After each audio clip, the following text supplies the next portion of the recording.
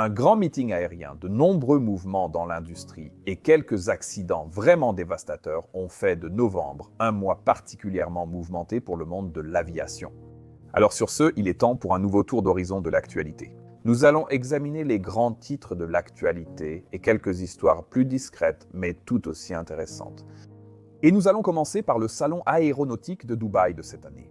Cet événement a lieu tous les 2 ans et, comme le veut la tradition, il a présenté de nombreuses actualités du secteur, principalement concernant des commandes d'avions par plusieurs compagnies aériennes du Golfe. Je ne vais pas essayer de toutes les énumérer ici, mais certaines d'entre elles méritent qu'on s'y attarde davantage. La première représentait une excellente nouvelle pour Boeing. Le constructeur aéronautique américain a reçu d'Emirates une commande supplémentaire de 65 777-9, portant le total d'Emirates à 270 commandes pour la famille Boeing 777X. En soi, cette nouvelle commande est assez impressionnante car elle montre que, malgré les retards sans précédent du programme 777X, dont nous avons parlé dans une vidéo récente sur cette chaîne, d'ailleurs, la confiance dans les capacités de ce nouveau jet reste très élevée, même de la part du président d'Emirates, qui a pourtant été un critique assez virulent de ces retards de Boeing. Mais le détail encore plus intéressant qui est ressorti de cette commande, c'est que Emirates souhaite que Boeing envisage de fabriquer une version encore plus grande du 777X. Et il semble que Boeing ait accepté d'étudier de près la possibilité de le faire. Actuellement, la plus grande variante de la famille 777X est la version Dash 9, tandis qu'une version plus petite, la Dash 8, doit entrer en service dans quelques années. Si tout se passe bien, maintenant, si ce nouveau projet se concrétise, alors le plus grand 777X sera appelé le Dash 10. Et il est facile de comprendre pourquoi Emirates voudrait cela. Leur plus grand avion est l'Airbus A380, avec plus de 100 appareils en service. Et il n'est pas secret qu'Emirates est extrêmement mécontent du fait qu'ils ne peuvent plus en obtenir de nouveaux.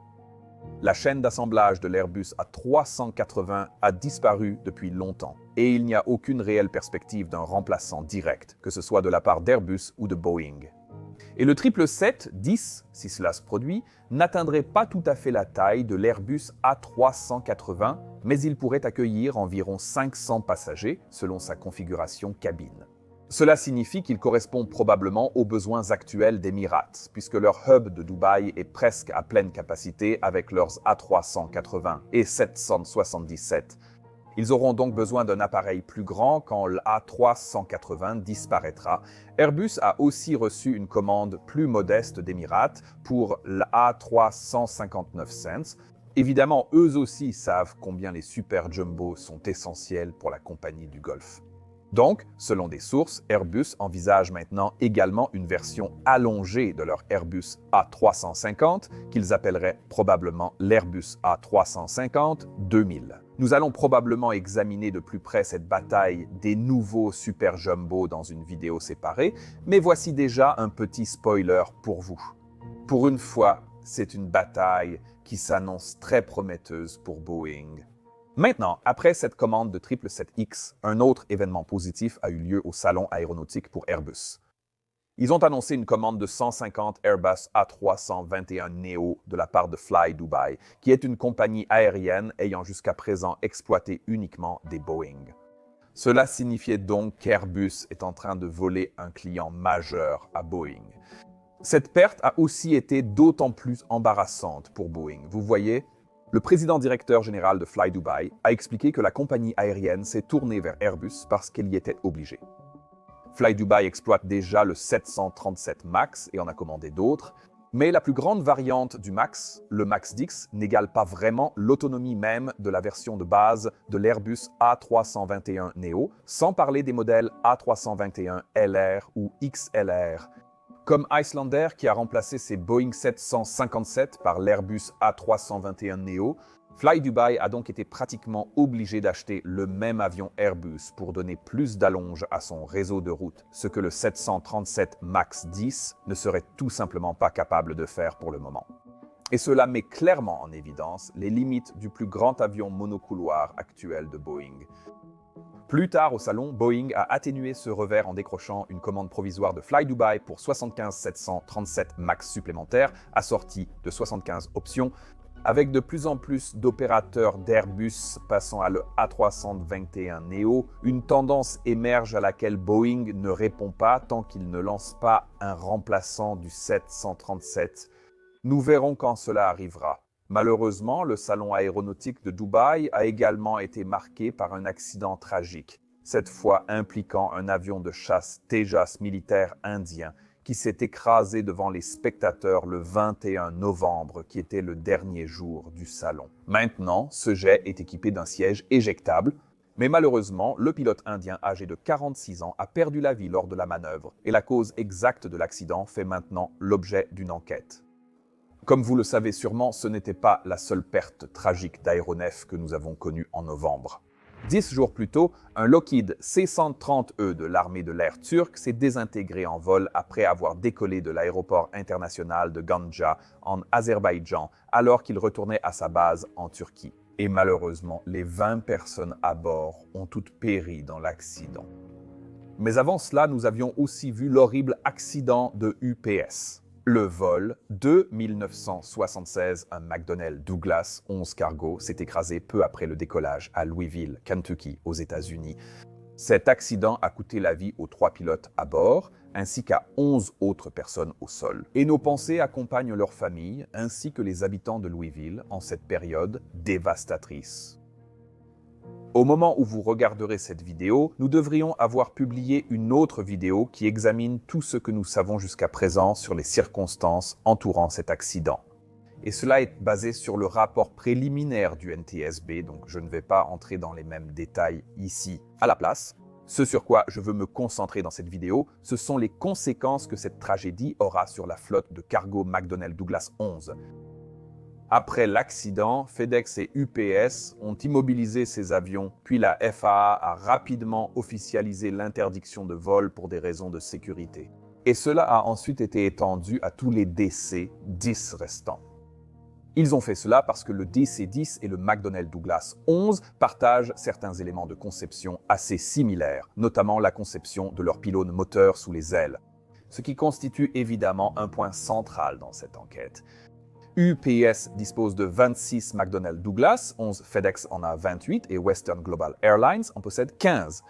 Et évidemment, tous ces avions sont des cargos et nous pensons qu'ils ont tous également été convertis à partir d'avions de ligne.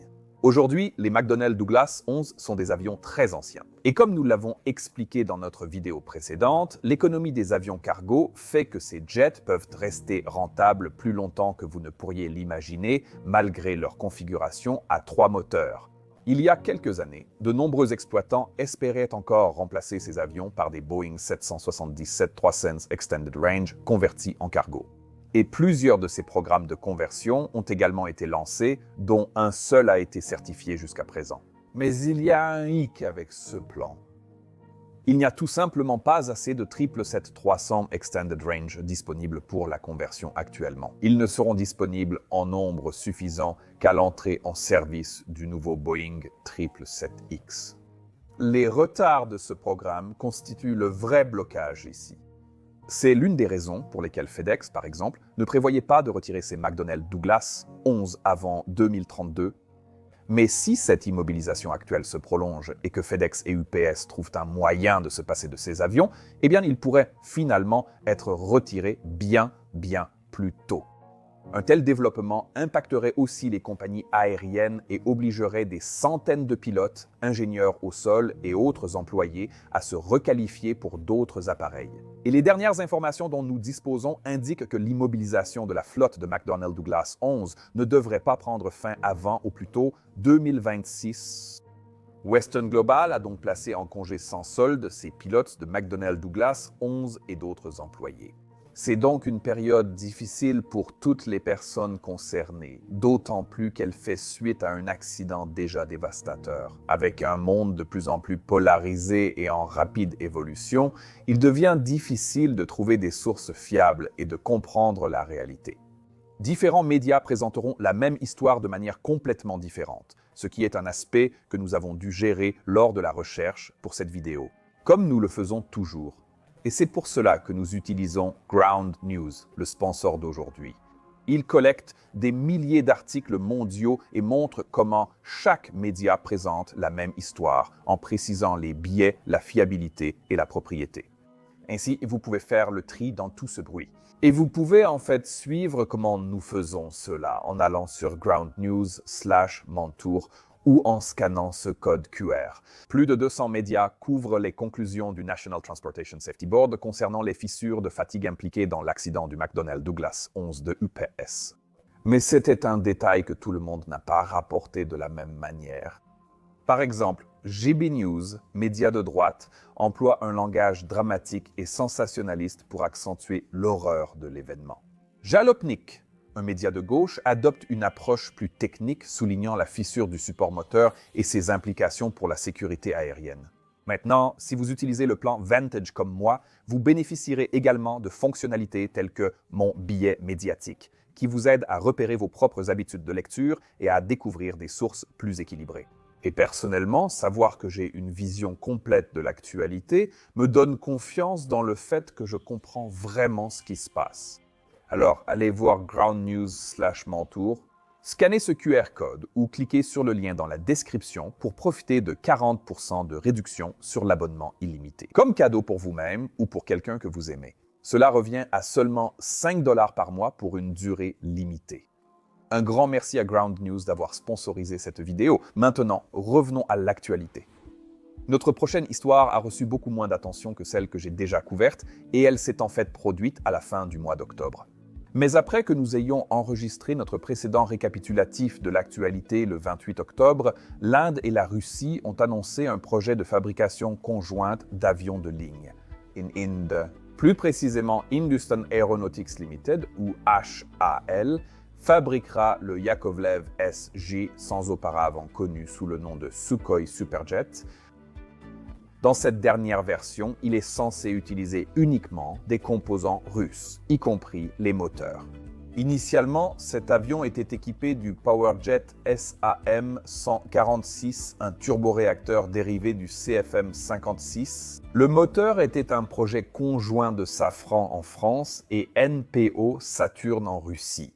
Mais après les sanctions de 2022, cet arrangement est évidemment devenu impossible. La Russie a donc accéléré le développement d'une variante entièrement russe, qui utiliserait à la place les moteurs Aviadvigatel PD-8. Mais il n'est pas certain que cette version de l'appareil soit déjà entièrement certifiée. Quoi qu'il en soit, ces moteurs ne suffisent pas à rendre cet avion entièrement russe. Environ 55 à 60% du coût initial de l'avion concernait des composants étrangers comme l'avionique, le train d'atterrissage, les systèmes hydrauliques, les systèmes électriques et électroniques, et même l'équipement de la cabine. En fait, même la fibre de carbone utilisée pour fabriquer la structure composite de l'avion provenait de l'extérieur de la Russie. Nous avons déjà abordé ces développements sur cette chaîne, mais ici, l'idée est que vous pouvez interpréter ce partenariat avec l'Inde de deux manières possibles. Premièrement, cela pourrait être une manière astucieuse pour la Russie de contourner les sanctions internationales et les restrictions commerciales afin de faire fabriquer plus d'avions. Et cela pourrait signifier qu'une belle vente à l'Inde pourrait être imminente, voire même à d'autres acheteurs internationaux. Et cela pourrait même permettre de produire des pièces de rechange pour soutenir la flotte existante de SG-100 déjà en service en Russie. Et cela pourrait fonctionner même si ces avions sont actuellement équipés de moteurs occidentaux et d'autres pièces d'origine occidentale, ce qui est le cas actuellement. Ou bien cela peut être vu d'une autre manière. C'est une évolution qui pourrait soulever la question suivante. La Russie est-elle encore capable de produire cet avion sur son propre territoire? Vous n'en voyez qu'une poignée. Environ 7 SSJ, ou SG-100, ont été livrés aux compagnies aériennes après les sanctions de 2022. Il semble que tous ces appareils aient été assemblés avec des moteurs étrangers et d'autres composants déjà présents en Russie lors de l'entrée en vigueur des sanctions. Et à notre connaissance, aucun SG-100 russifié ne semble encore être entré en service.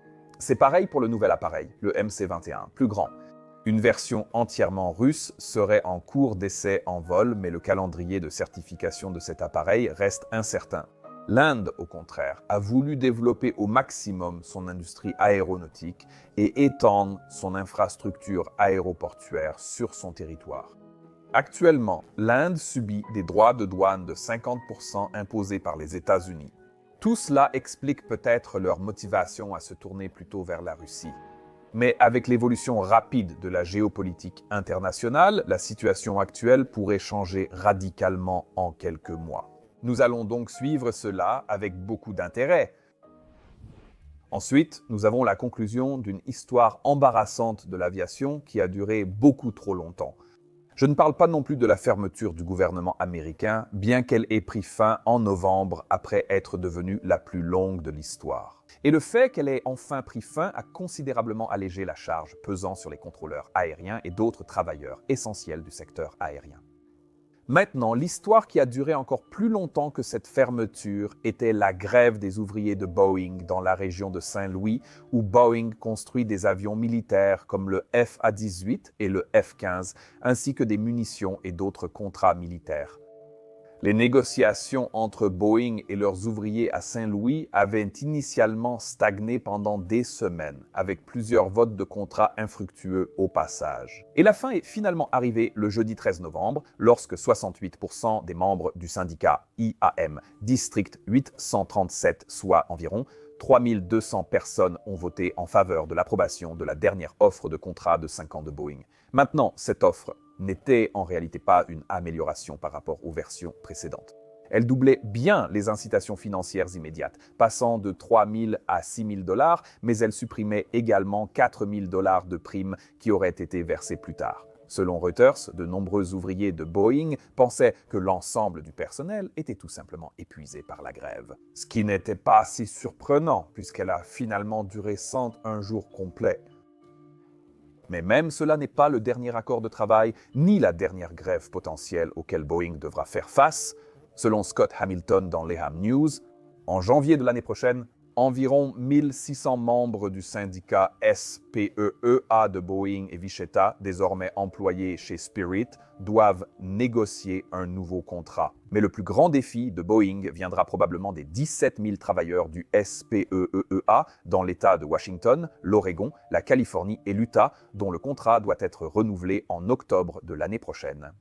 Alors, restez à l'écoute. Maintenant, avec la fin du shutdown du gouvernement américain, la FAA peut enfin commencer à s'occuper d'autres dossiers.